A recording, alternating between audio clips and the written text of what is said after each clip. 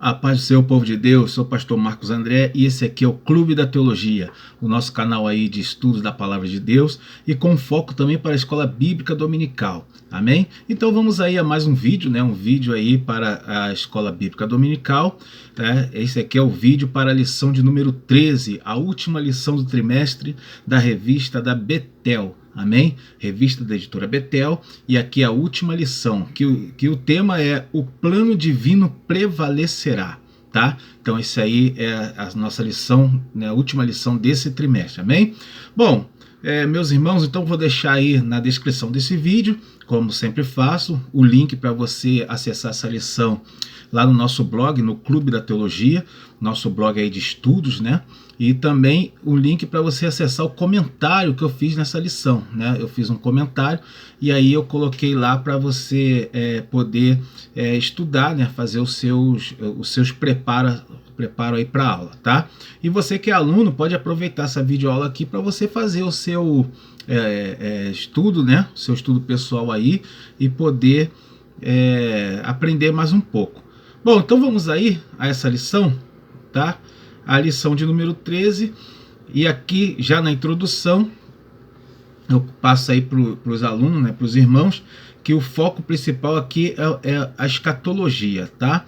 Então a lição de número 13 é para fechar as profecias que Deus fez por meio do profeta Ezequiel, tá? E aí essa parte aqui vai falar um pouco de escatologia, porque é uma promessa feita por Deus para muitos, assim, para o futuro, Uma promessa feita para o futuro, há muito no futuro, na verdade, tá? E aí essa lição ela trata disso. Bom, então separei essa parte que diz aí, ó, veremos que o plano de Deus prevalecerá.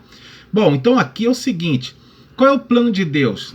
Até sobre isso aí eu comentei o que é, O plano de Deus é estabelecer o reino do Senhor, o reino dele conosco, ou o povo de Deus junto com ele no seu reino, tá? Então esse é o plano do Senhor. E aí, interessante que no texto áureo, que é essa palavra lá de Ezequiel 48:35, olha o que diz: e o nome da cidade desde aquele dia será o Senhor está ali, ou seja, Jeová Chamar, Esse é o nome da cidade, aonde Ezequiel está tendo a visão, e aí ele está descrevendo a cidade, e num dado momento ele fala isso, O nome da cidade é esse, Jeová Chamar, ou o Senhor está ali, tá bom? Bom, então vamos aí, nessa introdução ainda, separei a parte que diz assim: o povo de Deus deve viver neste presente século procurando agradar ao Senhor e aguardando a bem-aventurada esperança. Amém? E eu quero lembrar também os irmãos aí, quem ainda não fez o seu, não deixou o seu like no vídeo, deixa o seu like aí para ajudar a plataforma, ajudar a plataforma a identificar o nosso vídeo aí como relevante e poder, divulgar o trabalho, tá bom? E você também que não é inscrito, se inscreve aí no nosso canal. Bom, então, essa parte aí que eu separei, sobre isso aí eu escrevi o seguinte: dessa forma não podemos resistir ao chamado de Deus. Comente com os alunos que se alguém ainda não se decidiu ou está relutando com o chamado de Cristo, deve estar consciente de que em breve o dia do Senhor virá. Eu coloquei dessa forma porque o dia do Senhor se refere ao momento em que Deus vai se levantar, para a grande tribulação, ou seja, o dia do julgamento, É o chamado dia do Senhor. Bom, eu coloquei dessa forma porque Deus ele tem um chamado para você, tem um chamado para todos nós. Só que muitas vezes a pessoa fica relutando com o chamado, a pessoa não toma uma atitude, E por não tomar uma atitude, ela vai passando o tempo, só que o que acontece aqui? Nós não podemos resistir, por quê? Porque em breve vai chegar o dia do Senhor. E qual a explicação que a gente vai ter, Então temos que começar a partir de já, desde o presente momento, a se apresentar para fazer a obra de Deus. Amém? Então passe isso para os alunos. Você que é aluno está aprendendo aí nessa aula, então procure se decidir logo e parar de relutar ao chamado de Deus. Bom, então vamos no primeiro tópico, O tema desse primeiro tópico é tentativas de destruir o povo de Deus. Aqui vai falar, né, da tentativa do inimigo. Bom, no primeiro subtópico o título é a insistência maligna de destruir. Então a perseverança do inimigo em tentar destruir o povo de Deus. Separei a parte que diz assim: o povo de Deus deve perseverar confiante no Senhor, sabendo que as intenções malignas não prevalecem contra os planos de Deus. Sobre isso eu escrevi o seguinte: convém informar aos alunos que o inimigo de nossas almas não está intencionado em matar. O que ele quer é nos cercar com coisas mundanas. Ou seja, o inimigo ele não quer acabar com a vida do crente, né? O que ele quer hoje é tirar o servo de Cristo da presença do Senhor. É isso que o inimigo quer fazer.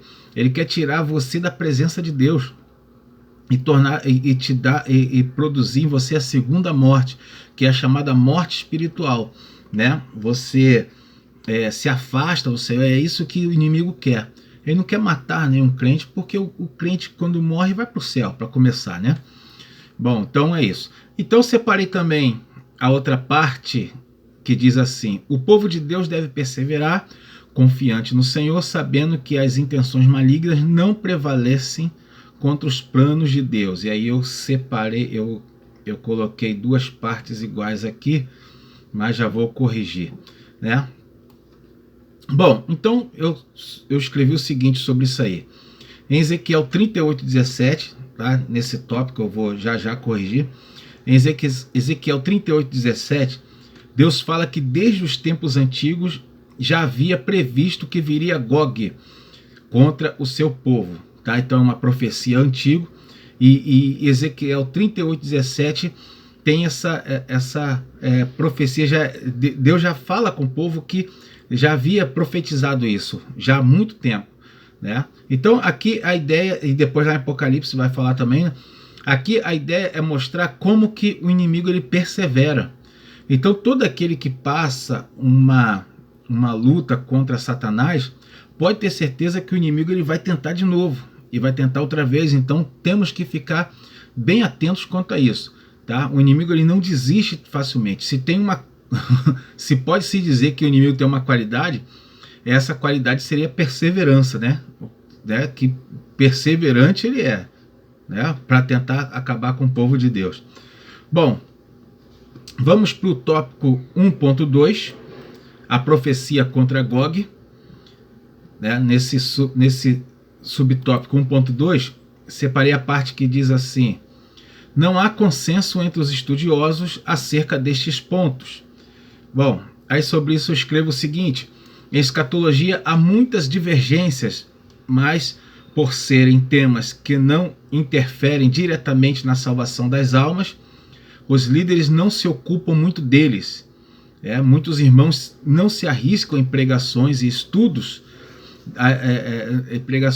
sobre a escatologia, porque essas divergências têm suscitado muitas teorias.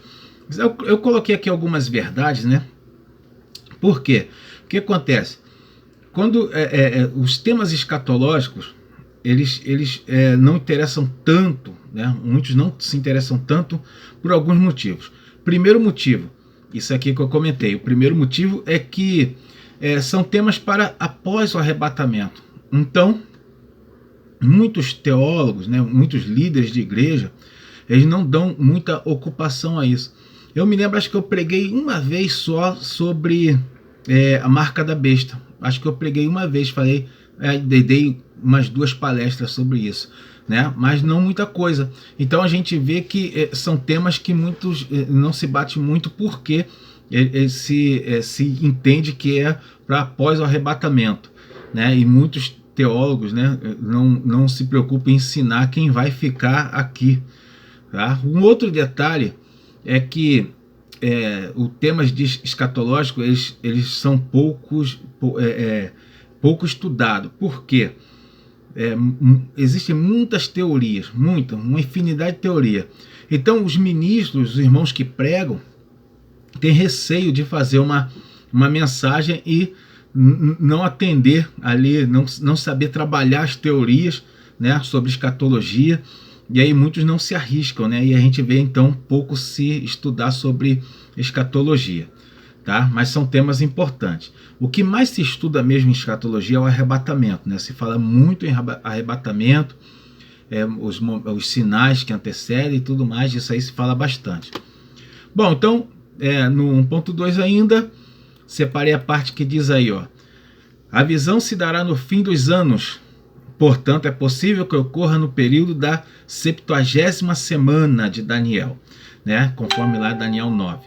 Bom, então sobre isso aí eu escrevi o seguinte: a 70ª semana de Daniel corresponde ao período da grande tribulação, tá? Então é provável que a invasão que está sendo mencionada aí em Ezequiel, essa invasão por Gog, né? Que é um sentido aí figurado, né?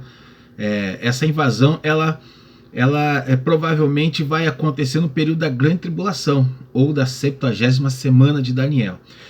Bom, o que vai acontecer na grande tribulação é que haverá uma batalha do Armagedon, né?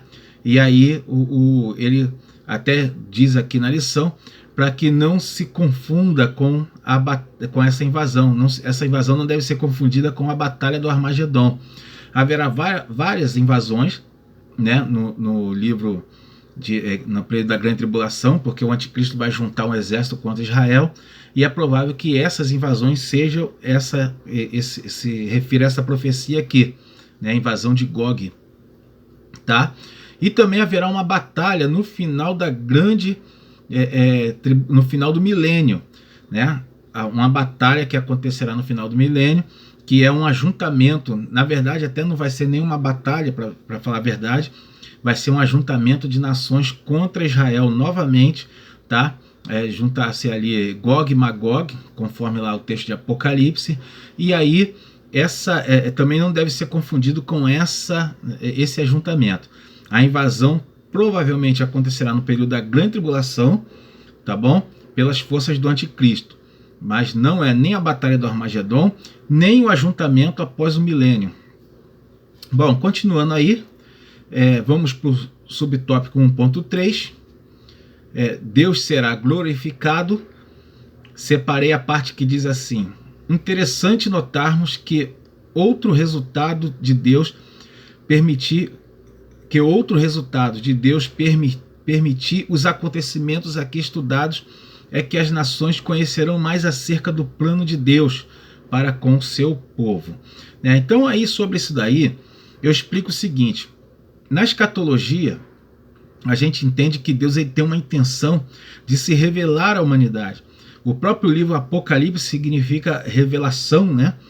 Seria a revelação não só das últimas coisas, mas a revelação de Deus à humanidade, né?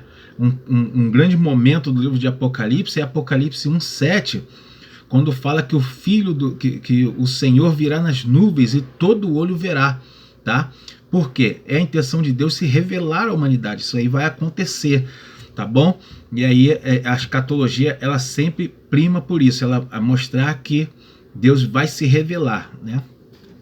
Bom, então continuando aí no tópico 2, o tema é o plano divino e a escatologia, e aí separei, quer dizer, no subtópico 2.1, o tema é esse: tempos de desinteresse e descrença. E aqui vai falar dos nossos dias, né? Separei a parte que diz assim, ó: e até já não creem mais quando a mensagem se refere à vinda do Senhor. Aí sobre isso aí escrevi o seguinte: as pregações que ouvimos nas igrejas dificilmente tratam da vinda do Senhor. Essas mensagens não atraem público, tá? Isso aqui é importante, né? Porque é a situação que a gente está vivendo hoje. As mensagens que falam sobre a vinda de Cristo, que falam sobre a segunda vinda, elas não atraem tanto público. Que mensagem que atrai? Quais as mensagens que atraem público? Mensagem que fala, né, sobre ganhos, né? Sobre bênçãos, tá? Essas mensagens sim atraem muito público, tá? E aí o que acontece? As mensagens que atraem pouco público, os pregadores não são chamados para pregar, né? Pregadores que gostam muito de bater contra o pecado, que gostam de pregar para conversão de almas, não vai ter muito espaço em algumas igrejas. Infelizmente essa é a verdade, tá? Continuando aí, separei dentro desse subtópico uma parte que diz assim: à medida que vamos nos aproximando do fim da presente era, vai crescendo o interesse em assuntos que se referem mais à vida debaixo do sol. Bom, a vida debaixo do sol se refere ao que o sábio, né, Salomão escreve lá em Eclesiastes, né, várias partes de Eclesiastes, ele escreve sobre o que ele via debaixo do sol. A expressão ali em Eclesiastes, debaixo do sol, significa aquilo que é da terra, que é que o próprio sábio Salomão classifica como vaidade, né? Eu separei até o texto de de Eclesiastes 4:7, separei até o texto, a passagem que diz assim: outra vez me voltei e vi vaidade debaixo do sol. Tá? Então o que tinha debaixo do sol, segundo Eclesiastes, era vaidade. É a vaidade, né? Esse é o conceito da sabedoria que a Bíblia nos ensina. E aí o que o comentarista fala aqui é pertinente demais. Olha o que ele diz assim, ó. À medida que nos aproximando do fim da presente era, vai crescendo o interesse em assuntos que se referem mais à vida debaixo do sol. Assuntos da terra, assuntos de vaidade terrena. Tá? Hoje em dia, né, se você for numa igreja e você pregar e falar que Jesus vai voltar naquela semana, vai ter gente que está arriscado não gostar disso aí, né? Que a pessoa muitos estão preocupados na sua vida hoje, a vida aqui na terra. Você sabia que tem pessoas que não aguardam mais a volta do Senhor Jesus? Tem, né? Tem pessoas que não cantam Maranata. Por quê? Não estão muito com vontade muito de morar no céu, né? Essa é a realidade, né? Continuando aí, separei também nessa parte aqui, deixa eu ver. No 2.2, próximo subtópico, o título é Jesus Cristo ensinou sobre os últimos dias. Aí separei a parte aí que diz assim, ó: portanto, não podemos, como discípulos de Cristo, ignorar e desprezar o conteúdo escatológico das Escrituras Sagradas. Bom, sobre isso aí eu escrevi o seguinte: as mensagens escatológicas têm sido evitadas, mas notamos que há interesse de Deus em que se pregue sobre as últimas coisas, principalmente agora em que vamos nos aproximando do fim. Né? E aqui eu faço uma sequência aqui de um comentário interessante, que a gente está se aproximando cada vez mais do fim, né, da história da humanidade. Depois da Guerra Fria, parecia que não haveria, né, a humanidade se descuidou um pouco dos assuntos que mexem com, né, os temas globais, né? Teve mais ali a globalização, mas não é algo que chama muita atenção, tá? Não é nenhum sinal do juízo final, da volta de Cristo. E aí a humanidade se descansou muito nisso aí, né? Bom, mas só que quando passou a Guerra Fria, né, e tudo, aí quando chega em 2020, surge uma pandemia que afetou o mundo inteiro, né? Uma pandemia que afetou todo o planeta. E acabou a pandemia, agora uma guerra que afeta todo o planeta. E qual vai ser o próximo? Essas situações aqui, elas envolvem, né, acontecimentos que vão afetando o mundo inteiro. Então isso aí são sinais, né, sinais da volta do Senhor Jesus, sinais em que está se aproximando o juízo final. Então nós temos que passar a ministrar mais sobre isso nas igrejas, tá? Você que é líder de igreja, você que é dirigente, se atente um pouco quanto a isso. Passar a ter palavras mais, incluir nos estudos, incluir a escatologia, né? Eu estou com uma agenda aí para pregar, eu vou pregar, depois eu vou ver onde vai ser, e eu vou ministrar, e o tema é a carta à igreja de Laodiceia. Então é uma parte da escatologia que é muito estudada também, e estou para ministrar esses dias aí, tá? Vou preparar uma mensagem poderosa sobre isso daí. Bom, continuando, no subtópico 2.3, o título é A Bem-aventurada Esperança da Igreja. Separei a parte que diz assim, ó: nossa esperança como povo de Deus não se resume ao nosso viver aqui e agora, vivenciando dia a dia neste mundo. Né? Sobre isso aí eu escrevi o seguinte: como se o apóstolo Paulo, né, como disse o apóstolo Paulo, né, se esperarmos em Cristo só nesta vida, somos os mais miseráveis de todos os homens. Paulo escreve isso lá na primeira carta aos Coríntios. Tá? O que está se dizendo aqui é que a nossa vida, não podemos estar somente focado no tempo presente, nos dias de hoje. Né? Nós temos que colocar a nossa mente, o nosso pensamento no futuro, no porvir. Tá? O apóstolo Paulo escreveu bem sobre isso. Se a gente esperar em Cristo só nessa vida, nós somos os mais miseráveis de todos os homens. E ele escreveu isso. Por que ele escreve isso? No tempo em que ele escreveu isso daqui, né, ser cristão era muito mais terrível do que é hoje. A igreja não tinha... um crente era mal visto pela sociedade, né, perseguido pelo Estado, perseguido pelo inimigo. Né? Então o apóstolo Paulo escreve que se a gente esperar em Jesus para essa vida, seríamos mais miseráveis. Por quê? Na época dele os crentes sofriam muito. E aí o que acontecia? A pessoa largava tudo para passar a sofrer, né, no Evangelho de Cristo, e aí aguardando que Jesus abençoasse ele nessa vida. É um miserável, né? A pessoa não está nem com juízo no lugar. Se a pessoa passava para o Evangelho de Cristo é porque estava aguardando algo no porvir, na vida futura. Né? Então isso aqui que é o correto. Hoje em dia, as pessoas já aceitam isso, esperar em Cristo só para essa vida. Por quê? Porque ser crente hoje, ser cristão, em alguns lugares é até moda, né? É até bem visto na sociedade aquele que é crente. Tá? Então, a gente vê que os conceitos vão mudando um pouquinho com o tempo, né? Conforme muda a sociedade. Mas a ideia é a mesma, a ideia permanece. Quem espera em Jesus só para essa vida é um miserável. Né? O Evangelho não é para essa vida agora.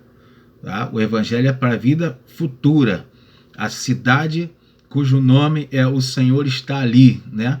Jeová Shammah, é ali que a gente vai morar. Amém? Junto com o Senhor. Glória a Deus. Bom, separei a parte que diz aí também.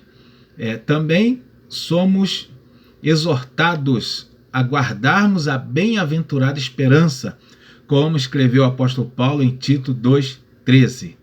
Né? Veja como o apóstolo afirma. Né? Aí eu coloquei o que o apóstolo Paulo escreveu. E aqui é o seguinte, né?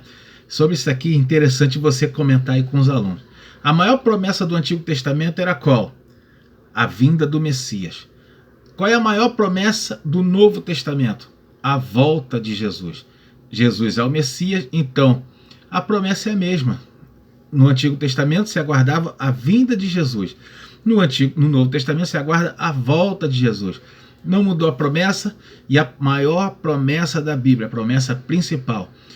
Outras promessas são promessas subsidiárias, né? Promessas que conduzem a essa. Né? Promessa de Deus salvar a tua casa, promessa de você conseguir uma porta de emprego, são promessas, né, que não é a principal promessa. E o que acontece hoje muito é que muitas pessoas deixam a principal promessa de lado e seguem, né, esperando só nas promessas, vou botar supérfluas, né, nas promessas que não te levam à salvação.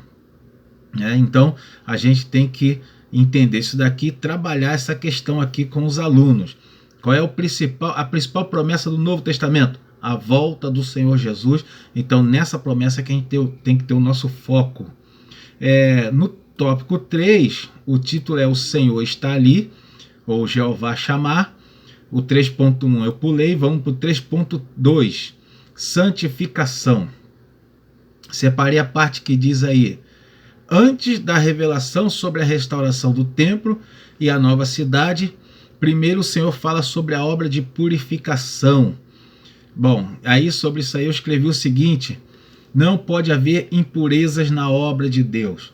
Em toda a Bíblia, o Senhor está constantemente falando contra o pecado, quando se fala em purificação na Bíblia, está se referindo ao pecado que mancha as vestes espirituais da pessoa, né? Então, a mensagem hoje, a palavra hoje tem que ser essa, de purificação, de santificação, tá?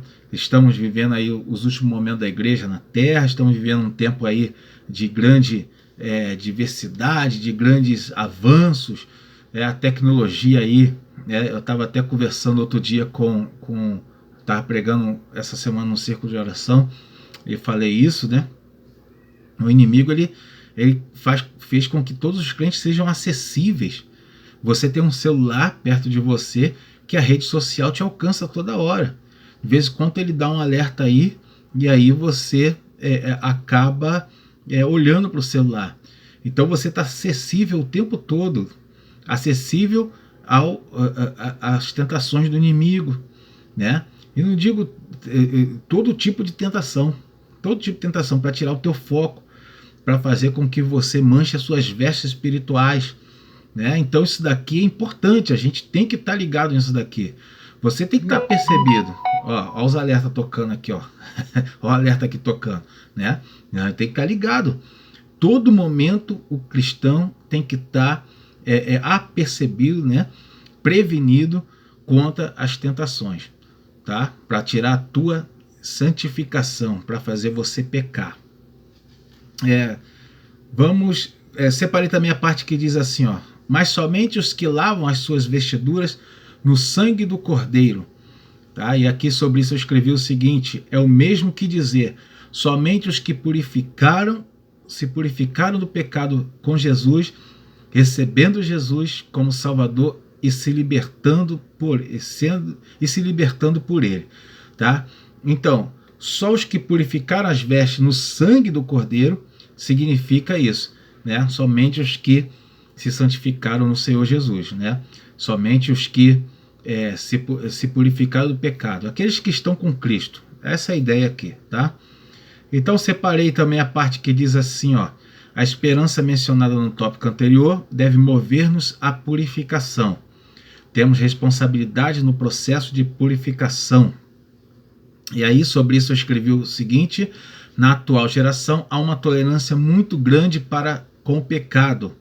Hoje se relativiza muita coisa e se dá pouca importância aos pequenos pecados cometidos pelo povo. Isso aqui é uma realidade. A gente sabe que não tem pecadinho nem pecadão. Todo pecado separa o ser humano de Deus. Mas tem pecado que você vigia menos. É ou não é verdade? Tem pecado que você vigia menos. Que pecado é esse que eu vigio menos? A mentirinha, né? Aquela mentira pequena. A palavra mal colocada. Muitos crentes não vigiam com a palavra. Os videozinhos de WhatsApp que vem para você. Tem mais, né? Os filmezinhos da Netflix. Então todos aqueles pecados que a gente não considera muito grave, a gente não vigia com eles. E detalhe, não se prega mais contra isso, tá? Não se dá mais estudos contra esses pecados. E aí o que acontece? Uma tolerância no tempo presente, uma tolerância ao pecado. E os irmãos, os servos de Cristo, os crentes, tem que estar percebido disso, tem que estar ligado, tá? Bom, então vamos continuando aí. O 3.3, viver de acordo com a palavra de Deus.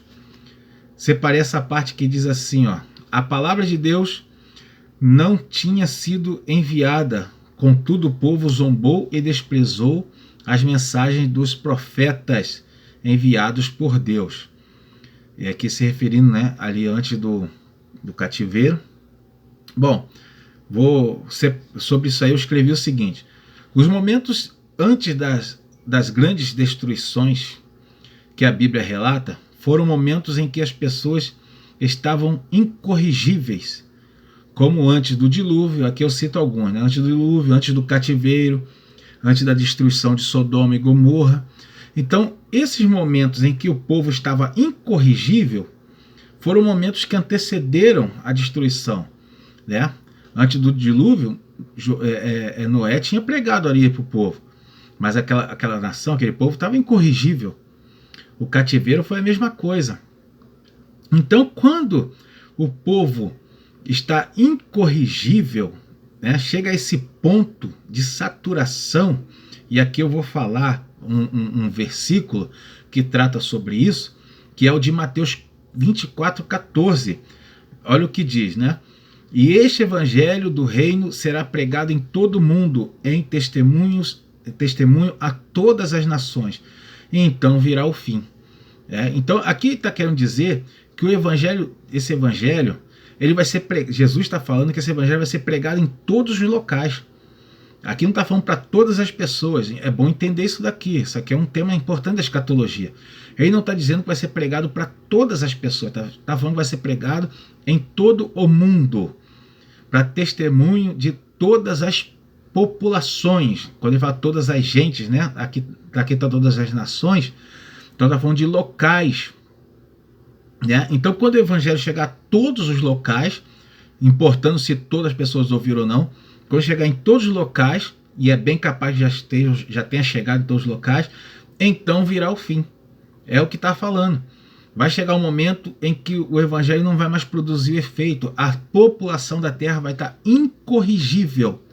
Quando isso acontecer, o que acontece? Virá o fim. Aí é chegado o dia do Senhor. Tá?